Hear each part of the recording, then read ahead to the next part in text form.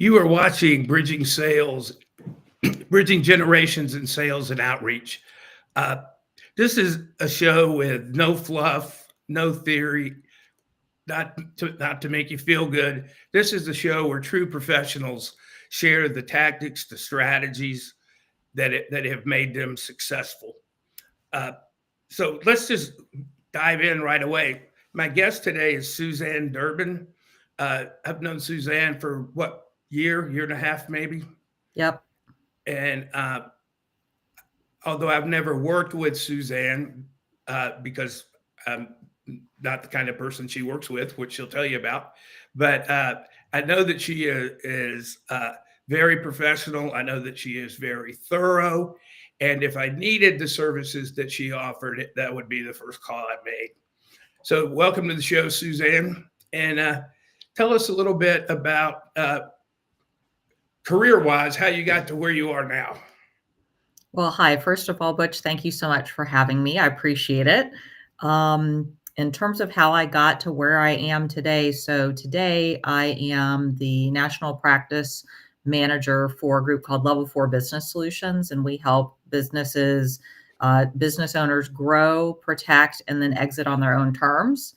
My journey has been one of 25 plus years. I actually was recruited off the campus at Emory University to go into a apprenticeship program with the family-owned wealth advisory business, and started cold calling back when that was a thing, and getting appointments for the senior advisors there.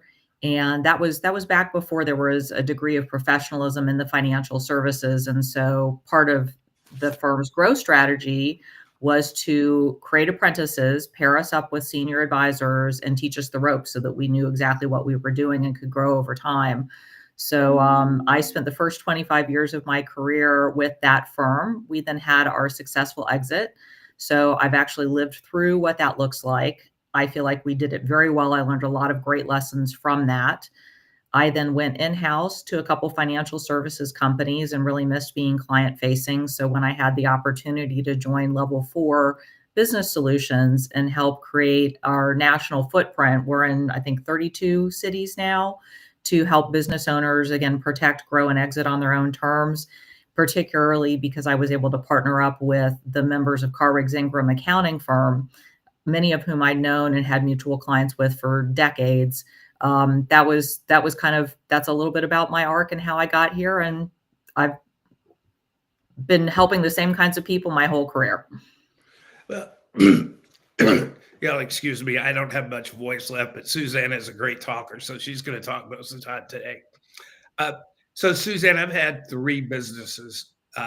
One was a good business that we sold.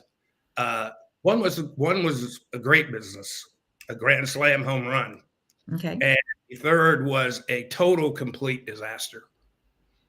And part of the third one being a total complete disaster, and I didn't realize this until it was too late, but the owner had no exit strategy whatsoever. Mm. So talk about where when you start a business, you want to grow, but there's some point where that mindset has to shift. Talk about that mindset shift and how you get into the protecting and exiting part of the plan that they should have. Mm-hmm. That's interesting that you've been through three different exits for yourself, and you probably can speak as eloquently on the factors that make somebody succeed or not succeed as anyone. I would say for the folks that end up working with me, there are either internal or external factors that have somebody starting to think about an exit. I mean, some entrepreneurs start the business and their goal is to grow it and sell it. So that's a particular mindset. A lot of business owners start their business because they just don't want to work for anybody else, and they happen to grow and they happen to be successful. And that's another common path. Some people run their business in a way that they are highly competitive and want to see exactly how big they can grow it. Others run it as a lifestyle business. They love what they do. They're great at delivering that either product or service. And like I said, they don't want to work for anybody else. I've never met a business owner who wants to work for somebody else. So I think the things that shift, some of the internal things that shift are people are reaching a point of, wanting to spend more time with their grandkids. People are getting burned out. They're not as excited about the challenge anymore. Some see lots of friends in similar businesses going off and selling, and that may also impact the conversations they're having at home with their spouse as their friend group is going off and going into the next chapter, particularly if they're traveling or if they're doing other fun things. Sometimes it's an involuntary. I mean, half of business owners exit on an involuntary basis. And so that could be they run into a health issue, or they or a partner pass away. So like I said, they're either internal drivers or external drivers. We also work with a lot of family businesses.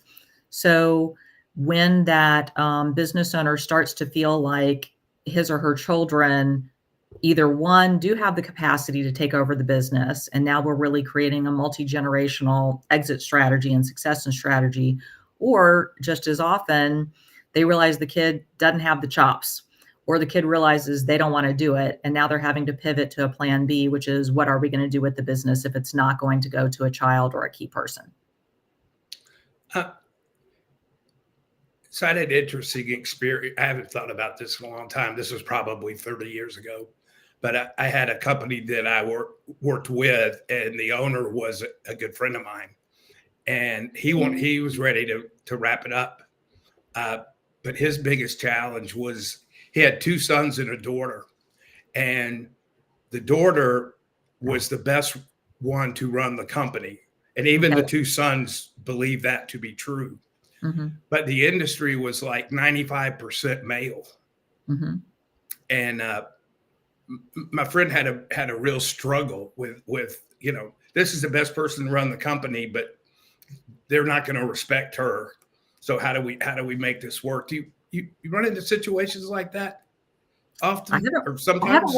I haven't run into that particular one, but regardless of what the specifics are, that question about how to position the next generation to have to take the helm and to be accepted as the leader, those are all conversations that the earlier you have, the better.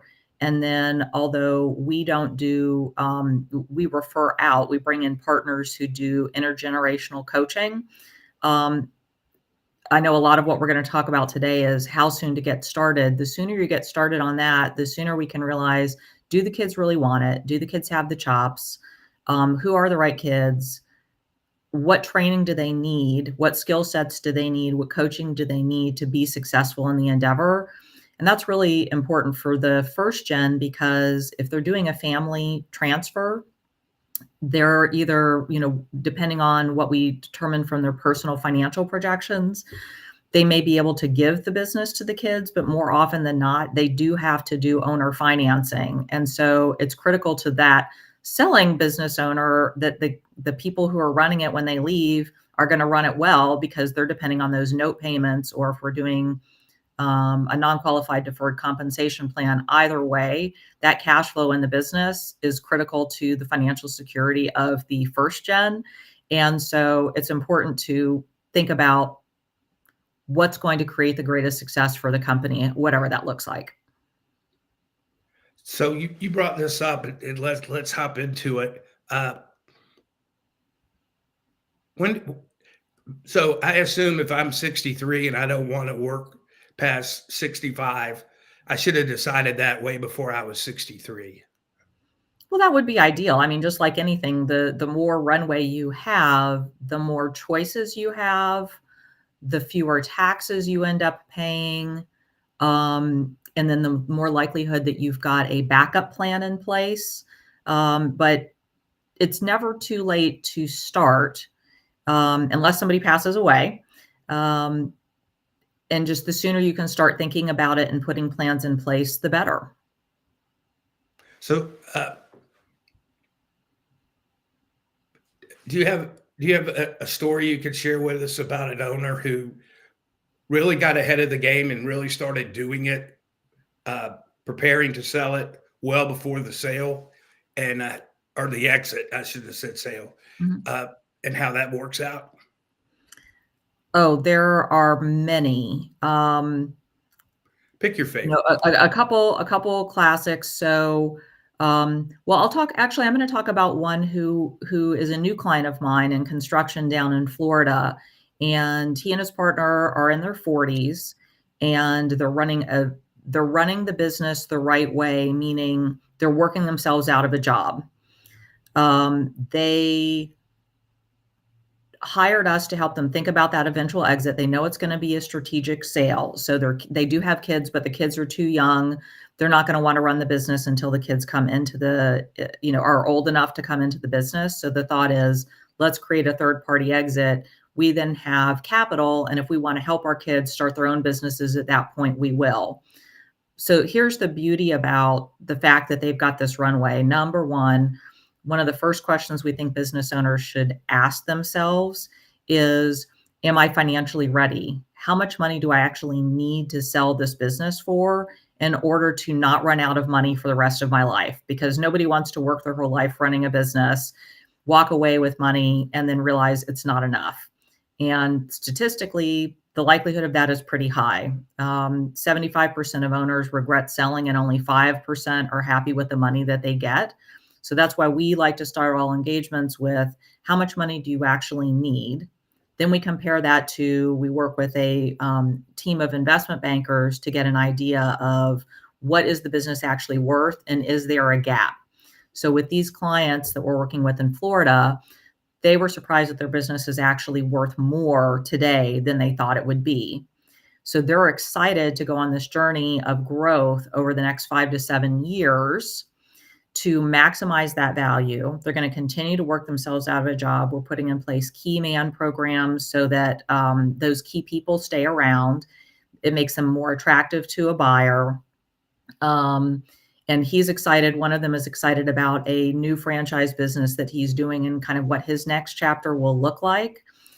So what I like for them about this is, I think a good analogy for any business owner is, think about when you were trying to sell a house.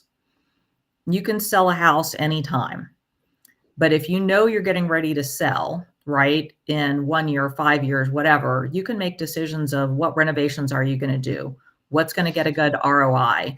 You're going to be thinking about how to make that home as attractive as possible. And if you're ready to sell, you're going to get maximum dollar, you're going to get the maximum number of buyers, and you're going to have people bidding. But if you've done nothing, your house is in disrepair, your kitchen cabinets are old and all those kinds of things, then if you suddenly have to sell, you're not going to get top dollar, right? Or you're going to have to scramble around and try to do a lot of things at the last minute, and it creates a lot of stress. So what I like about working with business owners who have the time to think about that good exit is, they just set themselves up for success. And it's not just the price, it's how many bidders are you going to get, and it's what kind of terms are you going to get. And so again, that's why we love helping business owners think through all of those different parts of, what do the buyers care about? And to the degree that they are always ready to sell, they can run their business in a way that is going to de-risk it for potential buyers. It makes their business stronger, and it gives them more options. So whether it's a planned transaction, right, or something happens and all of a sudden they need to sell unexpectedly, it puts them in the position with the most control and the most options. So, Suzanne, it'd be great if somebody decided, I want to get out in 10 years and I'm going to put in a 10-year plan to get to there and have everything Most start people don't working do with you. 10. I would say three to 7 is the more common. Okay, let's say 5. Okay. And they're going to work with you and everything's going to get worked out and be great. But what about the person that waits too long? Well, again, having help is always better than not having help. Having someone who's been to the rodeo on your team is always better than not having that. Many buyers in this market are sophisticated. They're family offices, they're PE entities, et cetera, and they buy businesses all the time. So even if you, for example, I work with a lot of people who get unsolicited offers and they're kind of like, maybe I should look at this. Maybe this is a good opportunity for me. So we help them get up to speed as quickly as possible. We help them understand, is the offer a good one? We bring in folks on our team to give them perspective on what a range of buyers would offer. We help them clean up books and do things that, again, are going to make them more attractive and lower risk. We help them put in place the right estate planning plays. And usually, the year that you sell, there are lots of taxes. So there are a dozen or so strategies that we can put in place that will help the owner keep more of their money. But if I have more of a runway, I can help people save literally millions of dollars of taxes, both for themselves and for the next generation. So again, I wouldn't discourage anybody. If you get that call and you're thinking this is the time, be sure to reach out to people like me or your attorney or your CPA that can get you to certified exit planners or other folks that have been to the rodeo a bunch of times, because you just want to level that playing field as much as you possibly can. For most owners, although I do work with a number of serial entrepreneurs, most of my owners will sell one business one time. That is your shot. And so I would never for sale by owner my own home. I'm sure as heck not going to do that with a business. And we didn't do that with our business. I ran a group called Virtual Board for a mastermind group for business owners that were preparing to exit their business. And none of those folks went into battle alone. They had the right team aligned with them to level that playing field. So one of the things that pops into my head, obviously, if I'm going to exit my company and sell it, I want to get as much money as I can, given that that's the good. Let me say it a different way. I want to get the money that seems to be the right amount I need with advice of people like you. Right. And my kids may still be involved or not involved. But I believe everybody, I don't believe you can stop caring about your business, even when it's running. And I don't mean interfering in the business. I just mean, you'd be proud if the business went another 10 years. Talk about the legacy of exiting a business. Legacy is often one of the bigger drivers for the business owners that we work with. In many cases, particularly if it's a family business, and you and I in Trustegrity actually know a family business where that is the stated goal of the second generation, is to create a legacy for the third generation. So understanding to what degree that is important for the business owner, that really helps inform which exit paths we're looking at. It also informs the buyer pool. So I'll give you a story. One of my very first clients, it was two ladies owned a business that did white label newsletters for banks. We did both of their personal financial plans and figured out how much money they needed to clear from the sale of the business to feel like they weren't going to run out of money and do everything they wanted to do. Fortunately, the business itself was in that price range in terms of what they could sell. They were a very small, tight group. And the number one thing that these two gals wanted to ensure was that the cultural legacy of that business would continue after they passed the baton. So when they got their offers, they actually ended up not taking the highest offer. They took the third highest offer. Now, it wasn't that much lower than the highest offer because they felt that buyer the cultural fit was better. That buyer understood how important that was for them, and they were going to honor that. So that's another thing that preparation gives you, is it lets you choose the buyer as long as it's within a certain financial range. Now, other sellers that I've worked with, they've worked their butts off. They are done. They're looking for the maximum price, and that's fine.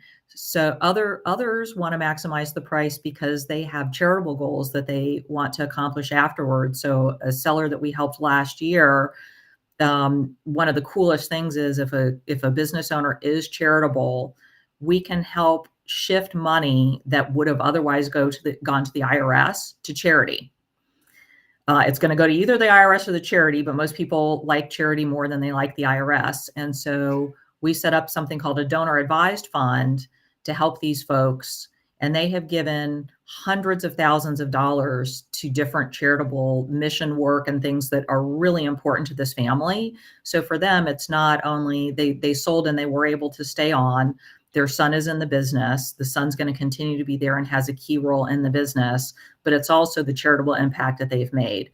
So that's what's exciting, is asking the right questions to help the owner clarify what are their motivators and what are their drivers, and then showing them the different paths that they can use and different strategies they can use to accomplish that legacy, whatever it is. Let me ask you this, Suzanne, because I'm at the age, so founders, business owners have always been part of my customer base. Mm-hmm. And I've seen them sell. I've seen them turn it over the key. I've seen every situation you can have. But one thing I have seen is an owner sells, he gets the money he wanted, and that's great. And his kids are great. Everybody's good. And he's like, well, what do I do now? Yeah, absolutely. So there's been great research on what separates not just business owners, but any retiree, right? If you consider it a retirement, if you're no longer working on a day-to-day basis, where do you get your needs met? And there are three key needs that the research has shown people need to have met. One is relationships. So, being a business owner, you've got your customers, you've got your vendors, you've got people in your industry, you've got your employees. Those are all meaningful relationships that give value, that give camaraderie. And so one of the early questions to think about is, when I'm no longer the owner of this business and the face of this business, where can I have those relationship needs met? I have a client, actually a good friend who was in the Women Presidents Organization with me, which is a mastermind group for female business owners. And she's actually transitioning her sale right now. She's 50-50, and the other shareholder is younger. And my friend's going to go into what she calls preferment, not retirement, where she's going to no longer be running the day-to-day, but she will come on from a consulting standpoint for some of their key clients, but only when she wants, with whom she wants, for as long as she wants. And so a transition like that, for example, can be really helpful for somebody who has not had a chance to build up relationships away from their business. A lot of business owners have, at least, especially my clients here in the South, are very involved charitably or with mission work or with their church. So that's a great place to get their needs met. There are plenty of organizations that look for mentors, people who have been business owners. The SBA has a number of programs. And so it's really just a matter of starting to ask those questions of where are your relationship needs getting met away from the business now? And how can you start to build those up to make a soft transition rather than a hard, fall off the cliff? So relationships is one. Another is what they call flow. There have been several books written about it. One of the most famous one called Flow, and that is, where are you in the zone? Every business owner, every person has things that they do that feel fun, effortless, impactful, energizing. And so many business owners, any worker gets that at work. So the question becomes, where are you going to go? Where are you going to find those challenges after you're not going to work every single day? I've got a client who sold a bunch of franchise businesses, Taco Bell and Wendy's, and he was done with the business part, but he gets his flow from extreme sports. So he's now out in Montana. He's skiing every day. He's hiking mountains. I mean, he sends me a picture with grizzly bears. And so I don't think that's going to be his permanent next chapter, but that's certainly his current next chapter. And so he's pushing himself and he's challenging himself in ways that are new. He's also traveling a lot. He's done some cool National Geographic things. So A, that's driving interest. B, that's giving him flow. C, that's creating relationships because he's now making friends with these people that are going on these trips. And then the last thing is every human needs to feel like they're making a difference or has a purpose or an impact. Many owners do that through their business, through community impact. And so again, if they're not doing that through their business, starting to think about where am I going to be able to make a difference and make an impact and have purpose when I'm not running the business every day, those are really helpful conversations that we try to have early on and recommend reading to help our owners think about that. Because again, everybody's going to exit one way or another, right? Every single business owner is going to exit. So you might as well do everything you can to make that exit as deliberate and prepared and controlled as possible so that you end up being one of the 5% that are happy that you sold and the money that you got. And that's one of the big differentiators. Yeah, I've heard you share that before. That's just, It's depressing. I wouldn't believe those numbers if I didn't trust you. You don't trust me. I mean, these are national surveys they do of business owners. Price Waterhouse has been doing them over the years, and the numbers are pretty frequent. But again, think about it. 50% of business exits are involuntary. Nobody's going to be happy with that. 20 to 30% of businesses that try to sell actually sell. So there's a lot that can go wrong. The great news is there is a wonderful ecosystem of people that help business owners exit on their own terms. And everyone who uses those people gives themselves an advantage to end up in that 5%.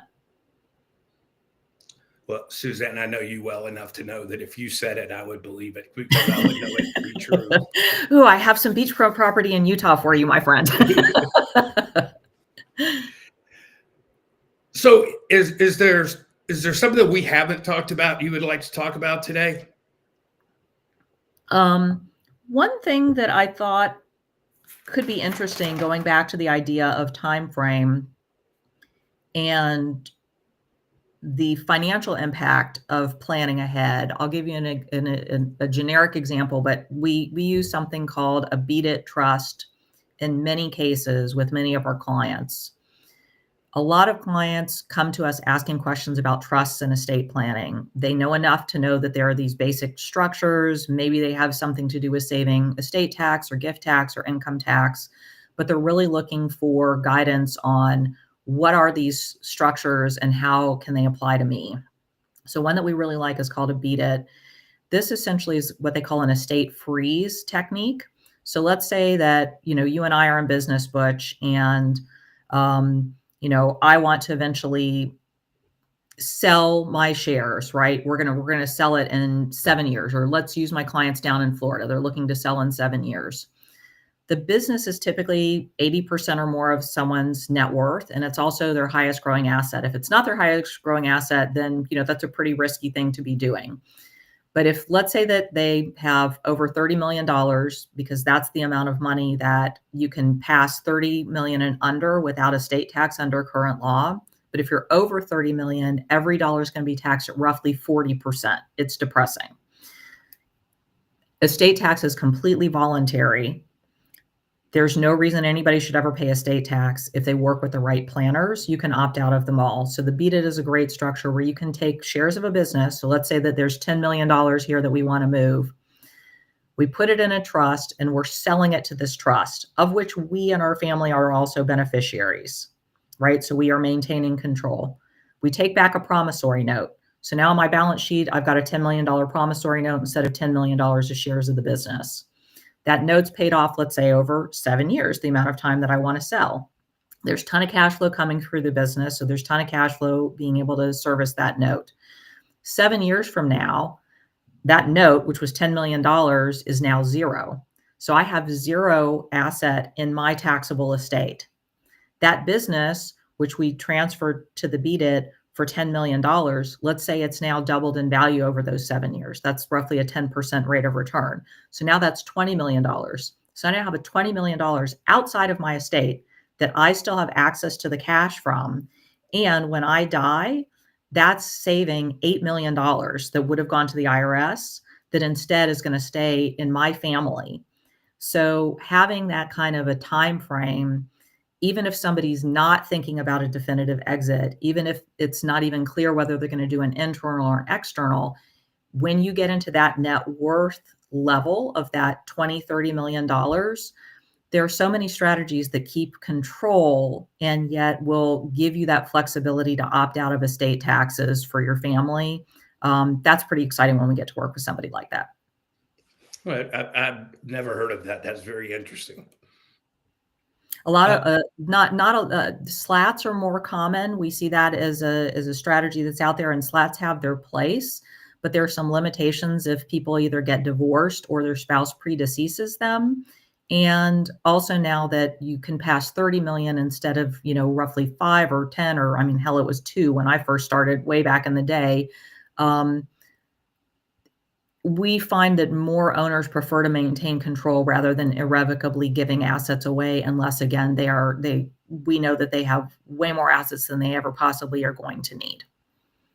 So tell our audience what a SLAC is. This is a spousal access trust, and it's called a SLAT. And so let's say, Butch, you and I were married, and I was the business owner and you were not. I could put shares in a trust that I am permanently giving away my asset. So we each have a $15 million coupon currently that we can use of assets that will go estate tax free to the next generation. I can go ahead and use my coupon, and let's say I use all 15 million. I move 15 million into a trust in your name. You can access it all you want, but I've given it away. So all of that stays out of my estate.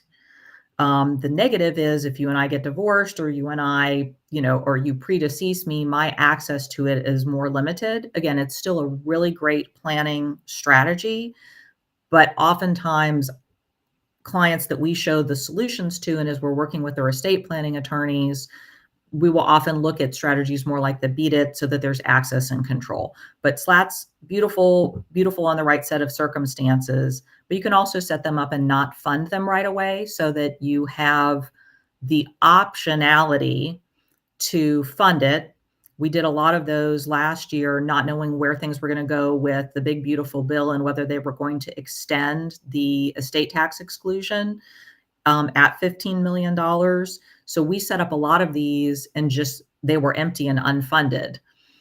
If the Congress changes and if it looks like there's going to be another reduction from 15 million down, that's a great tool to go ahead and have set up for business owners, because once you've gifted it, you're grandfathered in.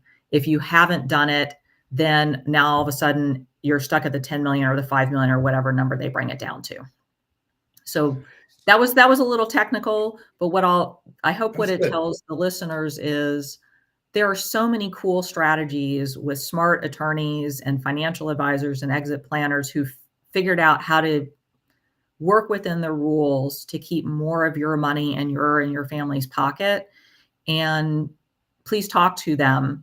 Please talk to us so we can show you what those are, because you don't even know what you don't know. And when you see some of these strategies, you may get really excited about it. And now all of a sudden, the outcome for you and your family long-term is completely different than had you not had those conversations. So one quick question to wrap up with. And this is what I believe, which doesn't mean it's right. But when you start a business, there are 2 ways to exit. One is, there are 2 ways to run it. We're gonna generate as much income as we can that is logical, repeatable income, so we can keep getting income, get out of the business, but have it still generating income for us. Or the other is, we're gonna get this company to $10 million and sell it. Other than those 2, are there any other ways that people can begin to prepare early for what they're going to do?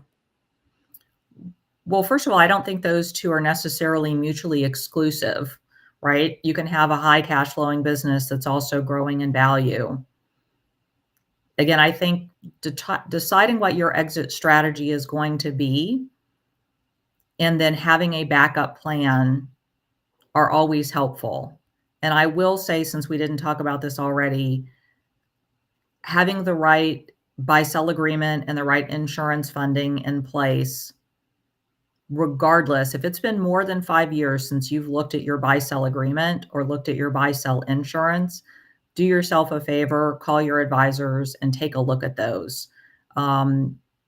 I run into situations from time to time where a business owner dies and things are not set up the right way. I helped a business owner last year where it was two brothers and they were going to do a lifetime buyout of one of the brothers who was stepping away. He was then diagnosed with a terminal condition and had 1 to 2 years to live. We totally changed the structure of the buy-sell agreement to have him hold those shares until death. And then have the brother instead of the company buy the shares. We saved on an $8 million transaction. The deceased shareholders' kids ended up with $1.6 million more. And the surviving brother, when he goes to sell the business, he's going to end up with $1.6 million more. So again, having those conversations early, understanding what you think your exit would be, and then always being ready. Every owner I know gets calls all the time, whether they're legit or not. People are getting those calls. One day you may get a call and you might be interested. So even if you didn't set out to maximize cash flow or maximize value, at some point the owner's exiting, you might as well have these conversations and know what your options are. Great. So I told you she was really smart when we started. Oh, thanks. So Suzanne, where can if somebody wants to get in touch with you, what's the best way for them to do that? Well, you've got a QR code up here on the screen, and if they scan that QR code, it'll actually populate an email to me. So they can email me about whatever they want. They can also, I think you guys are going to pop up our website, level4businesssolutions.com. There are a lot of resources on there. I can show the screen if you would like, or you can populate that down there. We have assessment. We have a free assessment that an owner can take about their exit preparedness. On our website, there is also a webinar that we did last year, a 90-minute webinar with a full exit planning team talking about exit planning. It got really great reviews and lots of questions from the owners. So we recorded that so a business owner could take a look at that as well. Great. Well, Suzanne, I appreciate you being on the show. We definitely have to have you back. I got a bunch more questions. You can reach me on LinkedIn, or you can reach me at butch@getfistbumps.com. I promise you this, and I believe Suzanne would say the same thing.